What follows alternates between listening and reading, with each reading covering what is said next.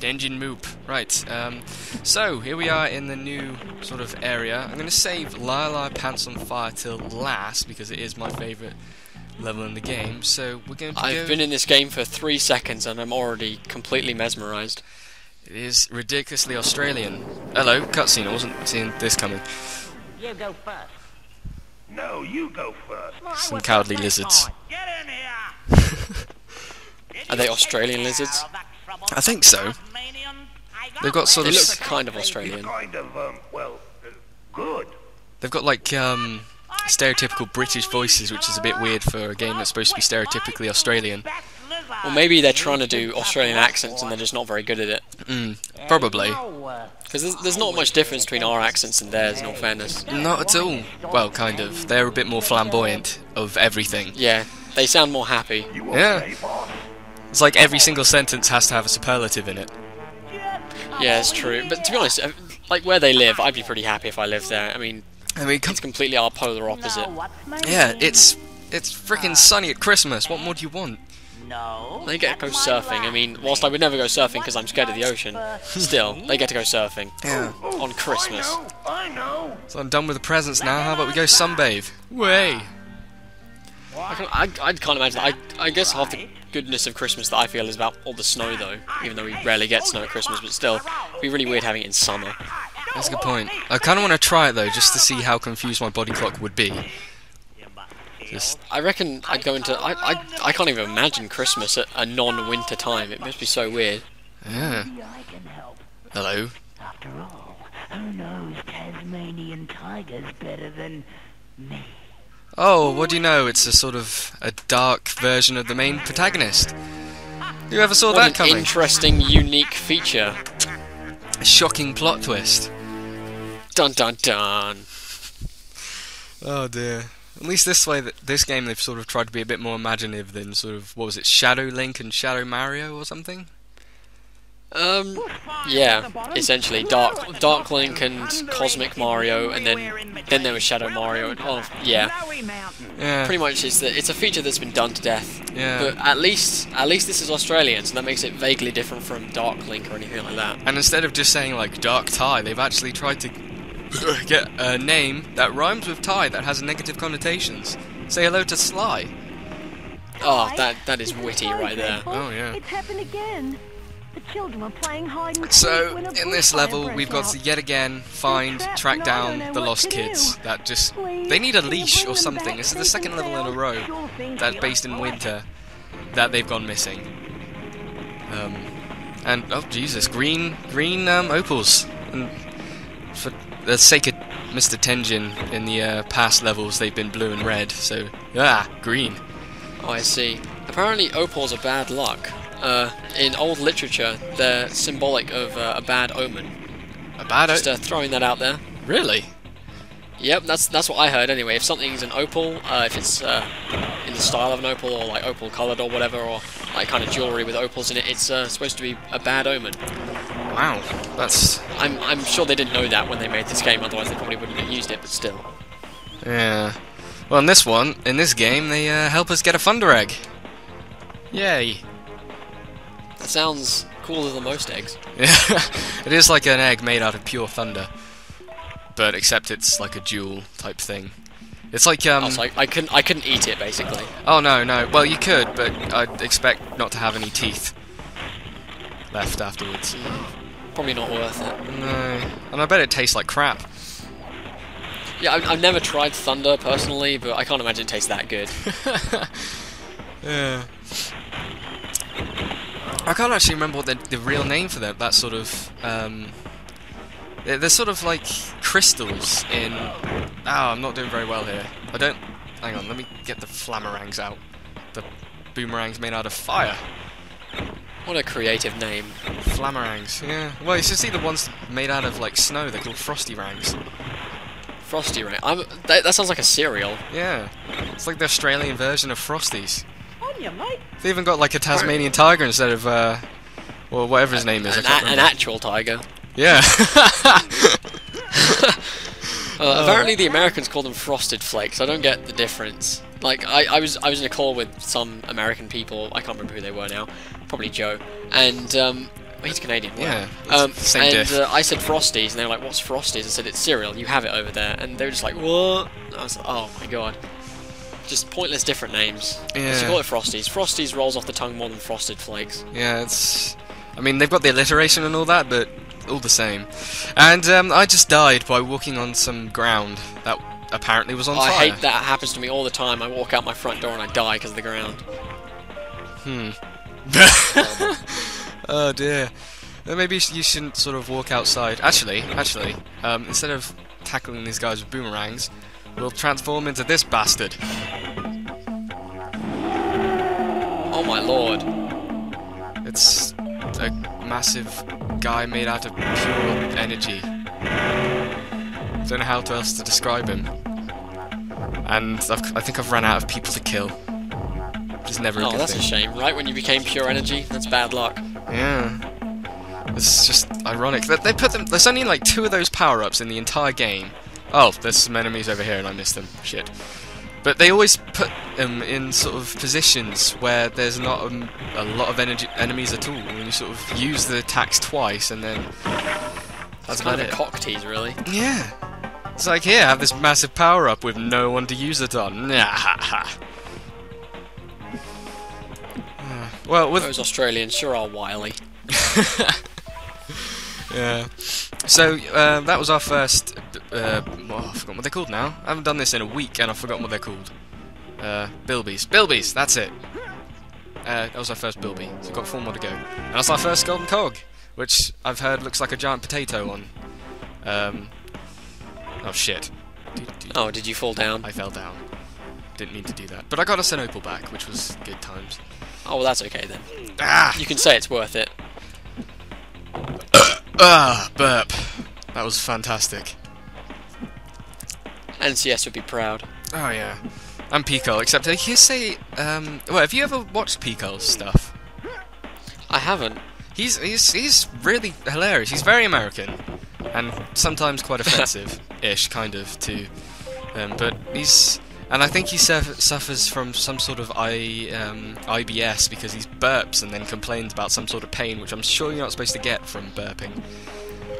But, Yeah, unless you've been drinking acid or something. yeah. G'day, Ty. Now, what does this guy want to say? Maybe we should go to the doctors. It seems Booney has run off looking for Thunder Egg. Booney. Heard you were... There's another stereotypical Australian name. My job. So it is. Is there one called Cobber? Can you I wouldn't be surprised. But seriously, he's No Australian, worries, Murray. sort of, what are they called? Sort of like gesticulations or something. They're just so weird. Actually, gesticulation's the wrong word. But just like, I'm not gonna lie, the only one I know is Cobber. yeah, like Ty said in a couple of levels ago, a couple of episodes ago, he said grouse ass. Wait, what? That just sounds like a noise. Yeah, I mean, as in the bird, grouse, and just what? That doesn't make any sense. That's strange. Oh, I'm assuming that this game was actually made by Australians. actually no, I think it was made by British people. Oh, that might be why it's slightly, possibly racist. Yeah, racist. It might actually be. I mean, well, I don't know if they count as a different race because they're still Caucasian and they're technically just British convicts, but I don't really know. Technically. I don't know, do they count as a race? Or I don't know. Well, don't know. Not an ethnicity, but maybe a nationality. So you can't really say nationalist. That's the wrong word entirely. Yeah, because that's something completely different. We'll just go with prejudice. Yes, that'll do. That's kind of an overarching bad thing. So this is a very positive episode. Just, Yeah. Well, Well, what do you get when you combine 2 sarcastic British guys? oh yes. Oh, can I make it up here? No. Hang on. I don't know if I can actually make it up here. So, but it's always worth a try. If not, jump cuts. Oh yeah, we can. So if we just carefully collect these opals, Then we can drop Now, down. it might be the quality of the camera that I'm looking through on this screen, but are you flying with boomerangs? Yes, that is one of the main predominant features of this game. You can fly with boomerangs. So it's incredibly realistic, is what you're saying. Well, it's a Tasmanian Tiger running around in boxer shorts with double boomerangs that can fly. What more do you want?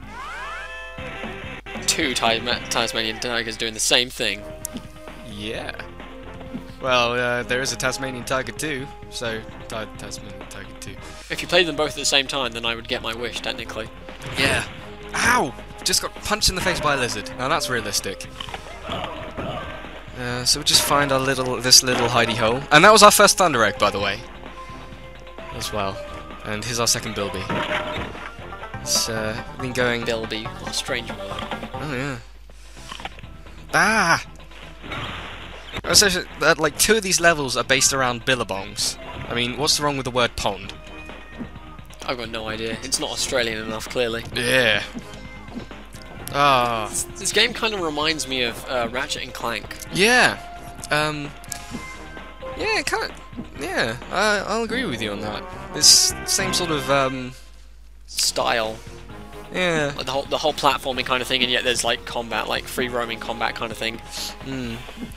I'm pretty sure I did have the chance to buy this game when I was younger, and I think I had the choice between Tak and the Power of Juju, or this game, and I think I chose Tak because I definitely don't remember this, and I can tell you now, if I did play it, I would have remembered it by the looks of it. Yeah, it's very memorable. Yeah. Memorable is the key word. I've never played Tak, but I've heard it's quite shocking.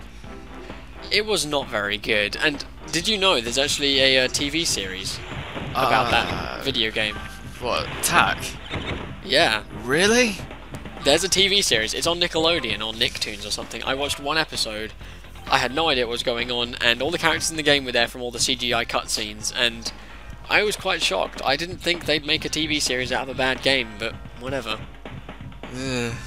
Usually they just make bad TV series out of good games. Yeah.